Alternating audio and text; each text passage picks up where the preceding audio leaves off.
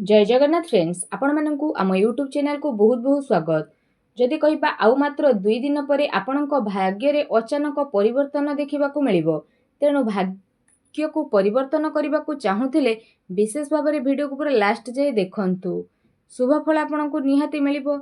जहा पई जदि कहिबा कोन सब आपणकू लाभ मिलिबो, ग्रहंकर बक्री अवस्था, ग्रहंकर स्थिति कौन रहुची एवं आपणकर प्रथम भागरे शनि विराजित, चतुर्थ बृहस्पति, पंचम सूर्य सहित बुध रोचंती, जहा सहित विशेष भाव में जदि कहिबा षष्ठ घरे आपणकर केतु विराजित अछंती, मंगल सप्तम रहिछंती, तो द्वादश भागरे राहु विराजित करिछंती।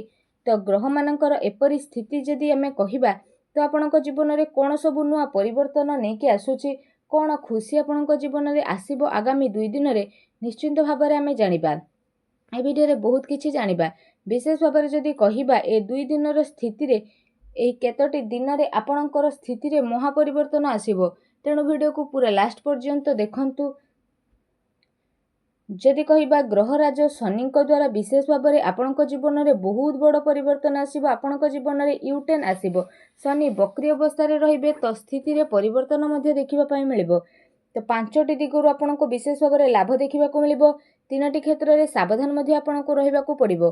आसंतु जानिबा 2 दिन स्थिति किपरि रहिबो। तेणु वीडियो को पूरा लास्ट जाए देखंतु। वीडियो भल लागिथिले कमेंट बॉक्स रे जय शनिदेव बोली अवश्य लिखंतु। वीडियो को लाइक शेयर कमेंट करंतु। सर्वप्रथमे आपणको पई कहिबा बंधु मिलनर जोग मध्ये रहिबो, जहा कि नूतन बंधु आपणको मिलिबो, जहा फल रे आपण से सब को नै लाभ उठेबे। ता सहित अतीत रे किछि बंधु, अतीत रे किछि मित्र जे आपणकोठु दूरेई जाइथिले तो सेमानक सहित आपणकर किछि शत्रुता, किछि आपणकर वाद विवाद होइथिला तो पुनर्बार जोड़ी मध्ये होई पारंती। आगो को आपणकर बंधु मिलनर प्रबल जोग बनुची। निश्चिंत भाव में बहु दिन देखि नथिबा बंधु को देखिबे और तांको द्वारा उपकृत मध्ये होई परिबे और तांको द्वारा किछि ज्ञान जहा आपणको जीवन में बड़ परिवर्तन आनिबो। तो निश्चिंत भाव में एक कथाटी को मन रखंतु। विशेष रूप से जदि कहिबा ए सप्ताह मध्य निश्चिंत भाव में अर्थर प्रबल संभावना रही। शनिदेव जेहेतु बक्री अवस्था रे रहिसेंती, जहाँकि आपणको पई विशेष भाव में स्थिति रे परिवर्तन आसीबो। एहा सहित विशेष रूप से जदि कहिबा आपणको धन लाभर संकेत मिलुची। ता सहित आपणको ऑनलाइन तरफरु मध्ये कोनोसी भल सूचना मिली पारे। आपण जदि कोनोसी मित्रंक ठारू धनर आशा करिथिले तो धनर स्थिति मिलिबो। ऑनलाइन माध्यम जदि किछि कार्य करूछंती तो भी बहुत भल स्थिति आपणको पई बनिबो। अचानक धन मिलिबार संभावना मिलिबो। किछि ना किछि धन एपरि मिलिबो जहार चिंता आपण करि नथिबे। जदि आपण अर्थ लाभ पई कोनोसी कार्य रे हाथ देउछंती, कोनोसी कार्य को आगो को बढ़ाइबा पई चेष्टा करूछंती तो भी करंतु। कोनोसी क्षेत्र रे निश्चिंत भाव में धन मिलिबार विशेष रूप से संभावना मिलिछि। बहुत बड़ लाभ आपनको प्राप्त हेबो। प्रत्येक क्षेत्र रे आपनको सफलता मिलिबो। जेउ क्षेत्र रे आपण आगो को जिबे से क्षेत्र रे आगो को बढ़िबे। जेउ भी प्रतियोगिता रे भाग नेबे, जहा भी करिवे सेथिरे आपनको सफलता ही सफलता मिलिबो। कारण भाग्यर सहयोग मिलिबो, भाग्य साथ देबो। जहा भी आमे करिथाउ सेथिरे भल फल हमको प्राप्त होइथाय। किंतु भाग्य जेहेतु बलवान होइथाय, अल्प काम कले मध्य बहुत किछि मिलिथाय। तेणु भाग्य तो जानी थाए काहाकू कोन मिलिबा, आमे तो खाली परिश्रम करिथाउ।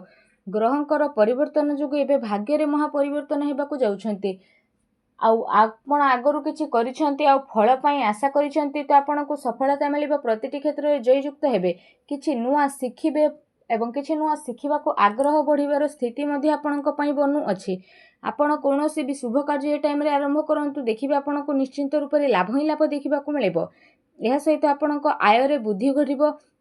जे कोनोसी क्षेत्र हो, कर्म क्षेत्र हो तो किछि एक्स्ट्रा इनकम मध्ये आपणकर होई पारे। आयर वृद्धि मध्ये हेबो विशेष भाव में। ता सहित आपण कोनोसी भी दिगरु अर्थ रोजगार करथुले तो सेथिरे मध्ये आपणको भल जुग बनु अछि। एहा सहित विशेष भाव में जदि कहिबा तो ए सप्ताह रे आपणकर कर्मर फल मध्ये बहुत ही भल रहइबो। कर्मर स्थिति रे भल जोग मध्ये बनु अछि, जहा कि जे कोनोसी कार्य आपण करंतु ना काहेकि तो आपणको पई स्थिति बहुत ही भल रहिबो। किछि बाधा आपणको मिलुथिला तो बाधा रे परिवर्तन आसीबो। तो विशेष रूप से जदि आमे कहिबा स्थिति बहुत भल रहिबो। भल सुखी रहिबे। प्रत्येक क्षेत्र रे जहा भी आपण करूछंती, छोट काम करंतु, बड़ काम करंतु, जहा भी करंतु, ତ ଆପଣ ସେଥିରେ ଖୁସି ଅନୁଭବ କରିବେ। ଅନ୍ତରର ଖୁସି ଆପଣଙ୍କ ପାଇଁ ବୃଦ୍ଧି ପାଇବ, ଯାହା ଆପଣଙ୍କ ଆନନ୍ଦର ସୀମାକୁ ବଢ଼େଇ ଦେବ। ଆଗକୁ ଆସୁଥିବା ସପ୍ତାହ ଆପଣଙ୍କ ପାଇଁ ବହୁତ ଭଲ ଶୁଭ ପରିଣାମ ନେଇକି ଆସୁଛି। କେତୋଟି ସତର୍କତା ମଧ୍ୟ ରହିଛି, ଯାହା ଭିଡ଼ିଓରେ ଜାଣିବା। ଆପଣ କ'ଣ କରିବେ ଆଗକୁ ଆସୁଥିବା ସ୍ଥିତି ପାଇଁ। ଆପଣଙ୍କର ଧନ ତ ବଢ଼ିବ, ବନ୍ଧୁ ମିଳନର ଯୋଗ ମଧ୍ୟ ବଢ଼ୁଛି। ପ୍ରତ୍ୟେକ କ୍ଷେତ୍ରରେ ସଫଳତା ମିଳିବ, ଆୟରେ ବୃଦ୍ଧି ହେବ ଏବଂ କର୍ମରେ କିଛି ଏପରି ଯୋଗ ବନୁଛି ବିଶେଷ ରୂପରେ ଯାହାର ଶୁଭଫଳ ମଧ୍ୟ ଆପଣଙ୍କୁ ପ୍ରାପ୍ତ ହେବ ଏବଂ ଯାହା ଆପଣଙ୍କ ପାଇଁ ଆଗକୁ ଯାଇକି ବହୁତ ହି ଶୁଭଫଳଦାୟକ ସାବ୍ୟସ୍ତ ହେବ। ଯଦି ବିଶେଷ ଭାବରେ କହିବା, ଆୟ ତ ବୃଦ୍ଧି ହେବ ଏବଂ ଧନ ମଧ୍ୟ ଆପଣଙ୍କର ବୃଦ୍ଧି ହେବ ଏବଂ ବ୍ୟୟର ମଧ୍ୟ ସମ୍ଭାବନା ରହିଛି। କିଛି ଏହିପରି ଆପଣଙ୍କୁ ହଠାତ୍ କାମ ଆସିପାରେ, ହଠାତ୍ କାହାକୁ କିଛି ସାହାଯ୍ୟ ସହଯୋଗ କରିବାକୁ ପଡ଼ିପାରେ କିମ୍ବା ମେଡ଼ିକାଲର ଚକ୍କର ମଧ୍ୟ କାହା ପାଇଁ ଆପଣ କରିପାରନ୍ତି ଆଉ କାହା ପାଇଁ ଖର୍ଚ୍ଚ ମଧ୍ୟ କରିପାରନ୍ତି, କାରଣ ବ୍ୟୟର ଯୋଗ ମଧ୍ୟ ଆପଣଙ୍କ ପାଇଁ ବିଶେଷ ରୂପରେ ବନୁଛି। ଧନ ମଧ୍ୟ ଆପଣଙ୍କୁ ଖର୍ଚ୍ଚ କରିବାକୁ ପଡ଼ିପାରେ କିମ୍ବା କୌଣସି ସାଜସଜ୍ଜା ବା ସୌକିନ କ୍ଷେତ୍ରରେ ଆପଣ ଅର୍ଥ ବ୍ୟୟ କରିବେ। ତ ଏପରି କହିବାର ଅର୍ଥ, ଆପଣଙ୍କର ଯଦି ବ୍ୟୟର ଯୋଗ ବନୁଛି ତ ଆପଣ ସାବଧାନ ହୋଇଯାଆନ୍ତୁ।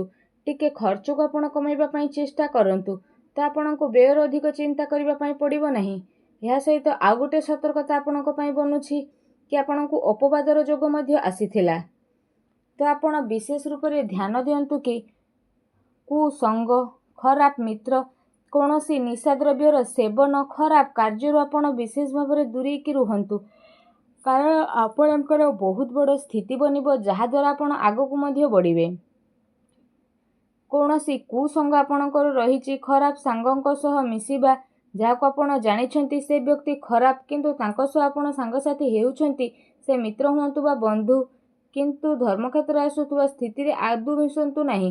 ସମ୍ପୂର୍ଣ୍ଣ ଦୂରତା ଆପଣ ମେଣ୍ଟେନ୍ କରନ୍ତୁ, ଯାହା ଆପଣଙ୍କୁ ଆଗକୁ ନେବ। ଅଯଥାରେ ଆପଣ ବିବାଦରେ ପଡ଼ି ମଧ୍ୟ ପାରନ୍ତି। ଅପବାଦର ମଧ୍ୟ ଯୋଗ ବନୁଛି। ଯଦି ଆପଣ ସତର୍କତା ଅବଲମ୍ବନ କରିବେ ତ ବହୁତ ଭଲ ସ୍ଥିତି ରହିବ। କାହା ସହିତ ଭୁଲରେ ବି କଳି ଝଗଡ଼ା କରନ୍ତୁ ନାହିଁ, କାହା ସହ ବିବାଦରେ ମଧ୍ୟ ପଡ଼ନ୍ତୁ ନାହିଁ। ଭାବି ଚିନ୍ତିକି ଆପଣ କାର୍ଯ୍ୟ କରନ୍ତୁ। ଦେଖିବେ ଛୋଟ ଛୋଟ କଥାକୁ ଯଦି ଆପଣ ଧ୍ୟାନ ଦିଅନ୍ତି ତ ଏ ସପ୍ତାହଟି ଆପଣ ସକାରାତ୍ମକ ହୋଇକି ରହିବେ। ଆଉ କିଛି ନା କିଛି ସ୍ଥିତିରେ ଆପଣଙ୍କୁ ସକ୍ସେସ୍, ଅର୍ଥ ଲାଭ ଏବଂ ବନ୍ଧୁ ମିଳନ ମଧ୍ୟ ହୋଇଯିବ। ଯାହା ଚାହିଁବେ ସେ ସବୁ ମଧ୍ୟ ଆପଣ ପ୍ରାପ୍ତ କରିପାରିବେ। ଆଉ ସକାରାତ୍ମକ ରୁହନ୍ତୁ, ଭଲ ବ୍ୟକ୍ତିଙ୍କ ସହ ମଧ୍ୟ ଆପଣ ମିଶନ୍ତୁ। ଏହା ସହ ଜୀବନରେ କିଛି ନୂଆ କରିବା ପାଇଁ ମଧ୍ୟ ଆପଣ ଚେଷ୍ଟା କରନ୍ତୁ ଏବଂ ସକାରାତ୍ମକ ରୁହନ୍ତୁ ଏବଂ କିଛି ପରିବର୍ତ୍ତନ ନିଜ ଜୀବନରେ ଆଣନ୍ତୁ। ଦେଖିବେ ଆପଣଙ୍କ ଜୀବନରେ ନିଶ୍ଚିନ୍ତ ରୂପରେ ବହୁତ ଚମତ୍କାର ପରିବର୍ତ୍ତନ ଆଣି ଆସିବ। ଯାହା ଆପଣଙ୍କ ଜୀବନରେ ଆସିନଥିଲା ଏବେ ସେ ସବୁ ଆପଣଙ୍କ ଜୀବନରେ ଆସି ମଧ୍ୟ ଯିବ ଓ ନିଶ୍ଚିନ୍ତ ପ୍ରତ୍ୟେକ ଭାବରେ ଆପଣ ଲାଭ ଉଠିପାରିବେ। ତା ସହିତ ଶନି ଯେହେତୁ ବକ୍ରି ଅବସ୍ଥାରେ ଅଛନ୍ତି ତ ପ୍ରତ୍ୟେକ କ୍ଷେତ୍ରରେ ଲାଭ ହିଁ ଲାଭ ଆପଣଙ୍କୁ ଦେଖିବାକୁ ମିଳିବ। ତ ସଦାସର୍ବଦା ଭଲ ଦିଗରେ ଚାଲନ୍ତୁ, ଠିକ୍ ଚାଲନ୍ତୁ। ଆଉ ଯେମିତି ଆପଣ ଜାଣିଛନ୍ତି ଆପଣଙ୍କର ସ୍ୱାମୀ ଶନିଦେବ, ତ ଶନିଦେବ ଭଲ ଫଳ ପ୍ରଦାନ କରିଥାନ୍ତି ତ କେବେ ଭଲ ଫଳ ପ୍ରଦାନ କରିଥାନ୍ତି। ତେଣୁ ସାବଧାନ ପୂର୍ବକ ଆପଣ କାମ କରିବା ପାଇଁ ଚେଷ୍ଟା କରନ୍ତୁ, ନଚେତ୍ ବହୁତ ବଡ଼ ପରିବର୍ତ୍ତନ ଆପଣଙ୍କ ଲାଇଫରେ ବିଶେଷ ଭାବରେ ଦେଖିବା ପାଇଁ ମିଳିବ। ରାଶିର ସ୍ୱାମୀ ଯେହେତୁ ସିଏ, ତ ଆପଣଙ୍କୁ ବଡ଼ ପରିବର୍ତ୍ତନ ଦେଖିବା ପାଇଁ ମିଳିବ। ତ ଆସୁଥିବା ସପ୍ତାହରେ ଆପଣଙ୍କ ଜୀବନରେ ନିହାତି ଭାବରେ ଦେଖିବା ପାଇଁ ମିଳିବ। ବିଶେଷ ରୂପରେ ଏ କଥାକୁ ଧ୍ୟାନ ଦିଅନ୍ତୁ ଏବଂ ଆଗାମୀ ଜୀବନ ପାଇଁ କିଛି ସତର୍କତା ଅବଲମ୍ବନ କରନ୍ତୁ। ଭିଡ଼ିଓଟି ଭଲ ଲାଗିଥିଲେ ଭିଡ଼ିଓଟିକୁ ଲାଇକ୍ କରନ୍ତୁ ଓ କମେଣ୍ଟ ବକ୍ସରେ ଜୟ ଶନିଦେବ ବୋଲି ଅବଶ୍ୟ ଲେଖନ୍ତୁ। ଧନ୍ୟବାଦ।